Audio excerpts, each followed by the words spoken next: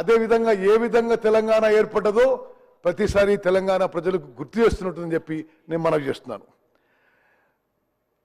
Speaker sir, మీ ద్వారా సభకి తెలంగాణ ప్రజలకి నేను 2-3 అంశాలు ఈ సందర్భంగా గుర్తు చేయదలుచుకున్నా.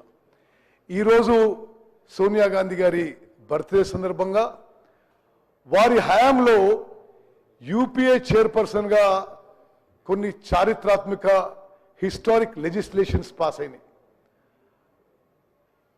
ఎన్ఆర్ఈజీ కానీ, ఫుడ్ సెక్యూరిటీ కానీ, రైట్ టు ఎడ్యుకేషన్ కానీ, రైట్ టు ఇన్ఫర్మేషన్ కానీ సోనియా గాంధీ గారి నాయకత్వంలోని నేషనల్ అడ్వైజరీ కౌన్సిల్ యొక్క సలహా మేరకు ఆ రోజు యూపీఏ ప్రభుత్వం చట్టాలు చేసిన విషయం ఒక్కసారి మనం ఈరోజు గుర్తుపెట్టుకోవాలి.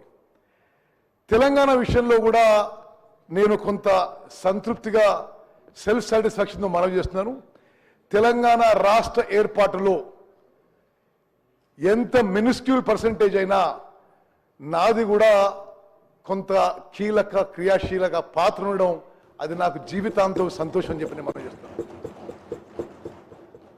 9 డిసెంబర్న చిదంబరం గారు ప్రకటన తర్వాత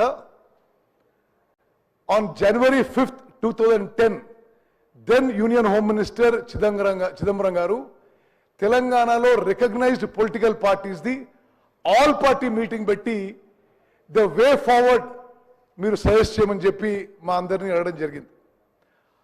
ఆ యొక్క కీలక సమావేశంలో తెలంగాణ కాంగ్రెస్ ప్రతినిధిగా మేము తెలంగాణ రాష్ట్రం ఎందుకు ఏర్పాటు చేయాలి, ఎందుకు అనివార్యం అని చాలా స్పష్టంగా చాలా అగ్రెసివ్గా మీటింగ్లో చెప్పడం జరిగింది. ఆ మీటింగ్ తర్వాత ఈ వే ఫార్వర్డ్ ఫైనలైజ్ చేయడానికి retired supreme court judge justice Srikrishna commission ద్వారా జస్టిస్ శ్రీకృష్ణ కమిషన్ ఏర్పాటు చేయడం జరిగింది. ఆ శ్రీకృష్ణ కమిషన్ కూడా మరి నేను నాయంబడి ఆ రోజు తెలంగాణ కాంగ్రెస్లో సీనియర్ లీడర్స్ అందరం కూడా పెద్ద ఎత్తున కొన్ని 100 పేజీల రిప్రజెంటేషన్ తయారు చేసి ఎందుకు తెలంగాణ రాష్ట్రం ఏర్పాటు చేయాలో మరి రిప్రజెంట్ చేయడం జరిగింది. ఈ శ్రీకృష్ణ కమిషన్ రిపోర్ట్ తర్వాత మళ్ళీ అంటే మొదటి ఆల్ పార్టీ మీటింగ్ చిదంబరం గారు హోల్డ్ చేసింది 5th జనవరి 2010. Second all party meeting Telangana creation కోసం ఏర్పాటు చేసింది 6 జనవరి 2011కి.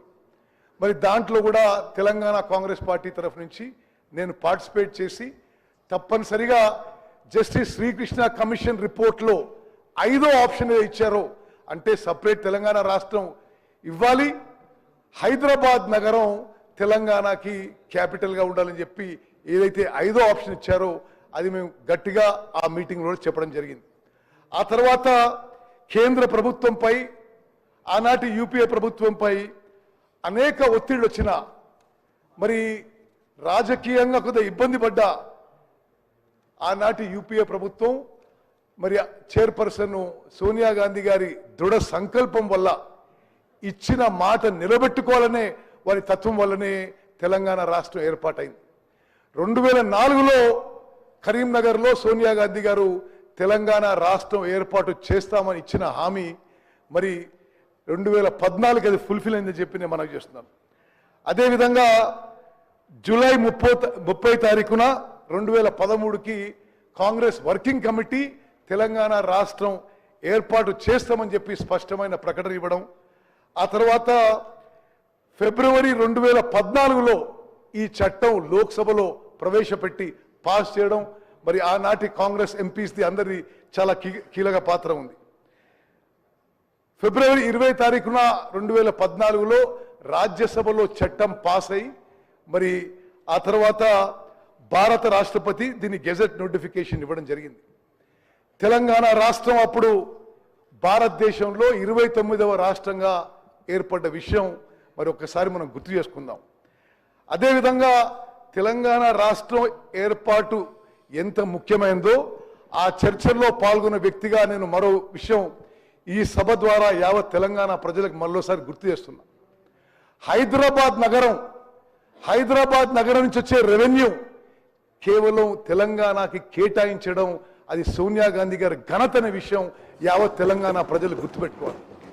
మరి ఈరోజు మనం సోనియా గాంధీ గారికి మరోమారు ధన్యవాదాలు తెలియజేస్తూ తెలంగాణ రాష్ట్రం ఏర్పాటుకి కేవలం సోనియా గాంధీ గారి సింగులర్ కాంట్రిబ్యూషన్ విషయం ఎల్లప్పుడూ తెలంగాణ ప్రజలు గుర్తుపెట్టుకుంటారని మనవి చేస్తూ మరి ముఖ్యమంత్రి గారు ప్రవేశపెట్టిన ప్రకటన మరి ఈరోజు తెలంగాణ తల్లి అవతరణ దినోత్సవంగా ప్రకటన కూడా నేను మనస్ఫూర్తిగా స్వాగతిస్తూ అభినందిస్తున్నాను. జై హింద్. గౌరవ మంత్రివర్యులు శ్రీ దామోదర్ రాజనరసింహ గారు. అధ్యక్ష,